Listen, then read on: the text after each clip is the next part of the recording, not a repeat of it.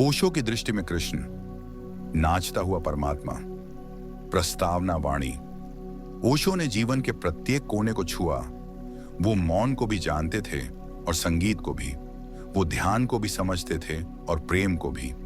ऐसे व्यक्ति जब श्री कृष्ण की बात करते हैं तो वह कोई धार्मिक अनुकरण नहीं होता, बल्कि चेतना की सबसे ऊंची लहरों से निकला अनुभव होता है।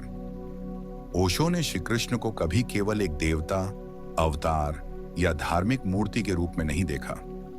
उन्होंने कृष्ण को एक ऐसी चेतना के रूप में अनुभव किया जो जीवन की पूर्णता का प्रतिनिधित्व करती है, जो विरोधाभासों को विरोध नहीं मानती बल्कि उन्हें एक समरसता में जीती है। उनकी दृष्टि में कृष्ण सन्यासी भी हैं और गृहस्थ भी, योगी भी हैं और प्रेमी भी, राजनीति के ज्ञानी भी हैं और आत्मा के मार्गदर्शक भी। कृष्ण न किसी एक रूप में अटकते हैं, न किसी एक भूमिका में बनते हैं। ओशो के लिए कृष्ण एक अद्वितीय प्रयोग है, जहां मनुष्य जीवन को नकारे बिना भी मुक्त हो सकता है, जहां नृत्य, संगीत, प्रेम और युद्ध सब कुछ चेतना का ही एक रूप हो सकते हैं। आज की यह फिलोवाणी उसी दृष्टि को खोजती है, जिसमें कृष्ण केवल शास्त्रों का विषय नहीं बल्कि जीवन के प्रत्येक क्षण में जागृत चेतना बन जाते हैं। आइए ओशो की आंखों से कृष्ण की समग्रता को समझते हैं।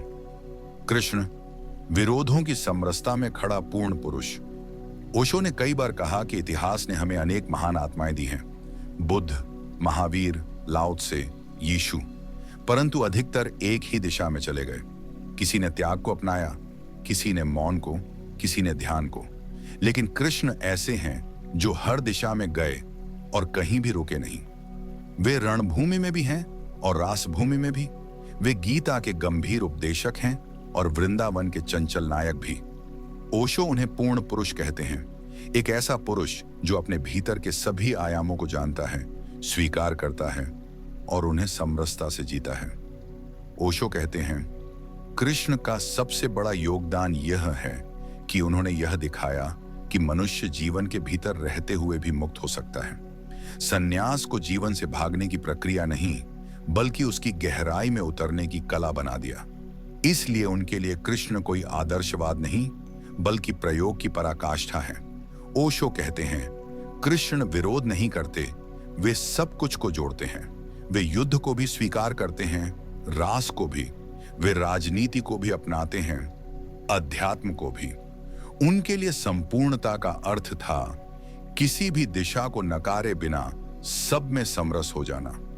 और ओशो को यही कृष्ण का सबसे बड़ा योग लगता था। रास और ध्यान ओशो की आध्यात्मिक व्याख्या।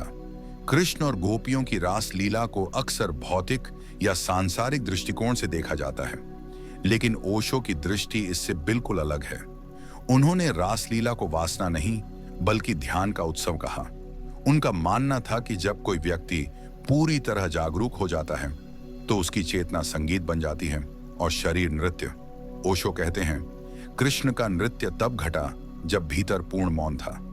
जब भीतर कोई मैं नहीं रहा तब केवल लय बची और वही लय रास बन गई। ओशो के अनुसार रास वह घटना है जब व्यक्ति स्वयं को खो देता है, न केवल शरीर में बल्कि चेतना में। गोपियां कृष्ण के साथ इसलिए नहीं नाचती कि वे आकर्षण में थीं, बल्कि इसलिए कि वे उनके मौन से आकर्षित थीं।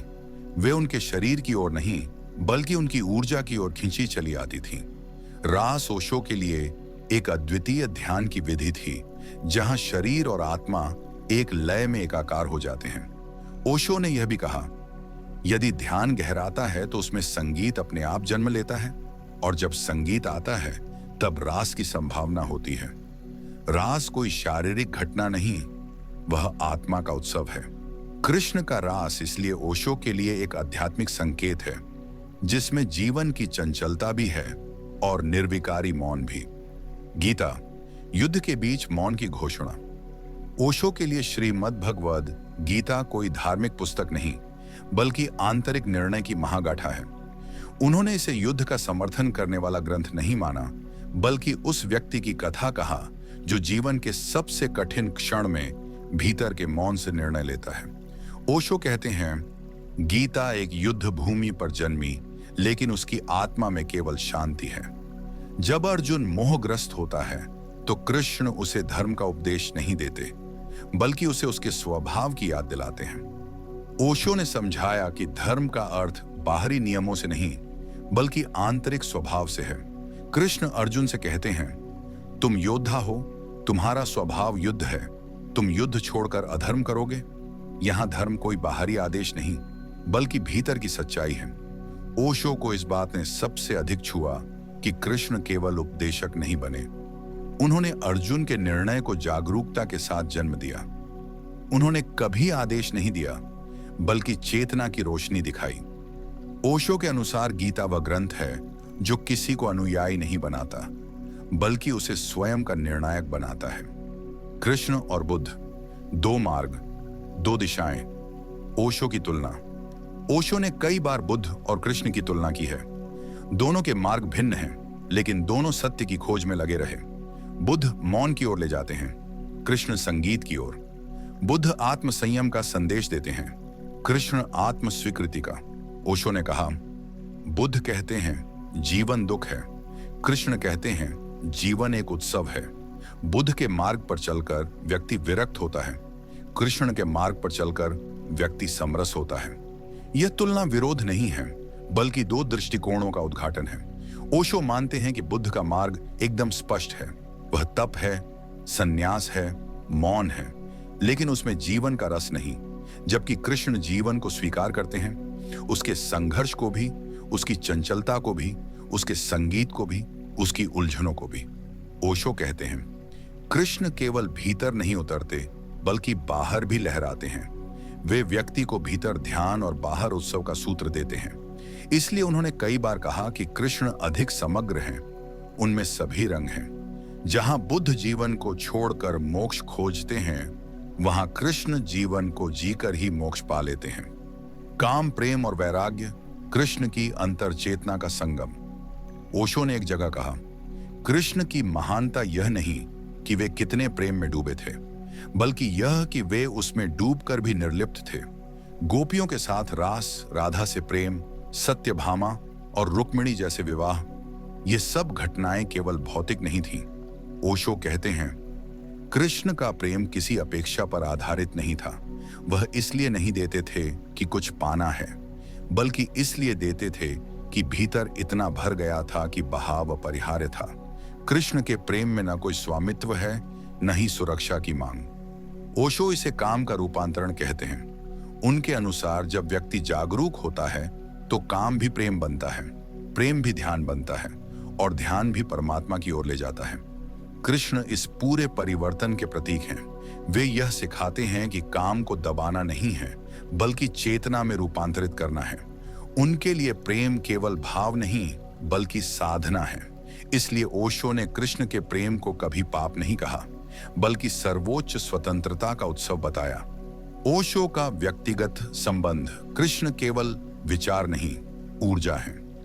ओशो ने जब कृष्ण पर प्रवचन दिए तो वह किसी शास्त्रीय टीका की तरह नहीं थे, बल्कि ऐसे थे मानो कोई व्यक्ति अपने अंतरतम से बोल रहा हो। उन्होंने कहा, कृष्ण मेरे लिए केवल एक ऐतिहासिक पात्र नहीं है, वे मेरे भीतर एक चेतना की तरह बहते हैं। ओशो ने ध्यान और उत्सव का जो समन्वय किया, वह सीधे कृष्ण से प्रेरित था।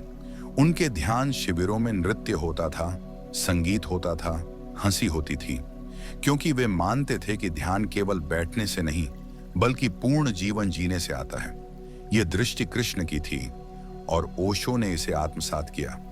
ओशो के लिए कृष्ण कोई अनुकरणीय आदर्श नहीं थे, बल्कि जीवित ऊर्जा स्रोत थे। उन्होंने कहा था, कृष्ण को समझने के लिए शास्त्र नहीं, दिल की जरूरत होती है। वह तर्क से नहीं, प्रेम से पकड़े जा सकते हैं। इसलिए उनके लिए कृष्ण के प्रवचन कोई वैचारिक विश्लेषण नहीं, बल्कि आत्मा की झलक थे। समापन वाणी। कृष्ण को लेकर कितने शास्त्र लिखे गए, कितनी मूर्तियां बनाई गईं, कितने भजन रचे गए, पर क्या हम कभी कृष्ण को उसकी संपूर्णता में देख पाए? ओशो ने हमें वह दृष्टि दी जहां कृष्ण कोई मिथक नहीं, बल्कि जीवन की समरसता है। वे युद्ध भी हैं, शांति भी, वे प्रेम भी हैं, वैराग्य भी, वे गीता भी हैं और रास भी। ओशो के अनुसार कृष्ण ने यह सिखाया कि मोक्ष के लिए जीवन से भागने की आवश्यकता नहीं, जीवन को पूरी गहराई से जीने की कला चाहिए। कृष्ण का नृत्य केवल भौतिक नहीं, वह आत्मा की तरंग है, और यही कारण है कि ओशो उन्हें नाचता हुआ परमात्मा कहते हैं। एक ऐसा परम जो गंभीर नहीं बल्कि हंसमुख है, जो मौन में भी नृत्य करता है और नृत्य में भी मौन रहता है। अगर यह वाणी आपके हृदय को छू गई हो तो कृपया सब्सक्राइब करें, शेयर करें और हमारी अगली वाणी के लिए जुड़े रहें। हम जल्द ही लौटेंगे एक और वाणी के साथ। आपका मंगल हो।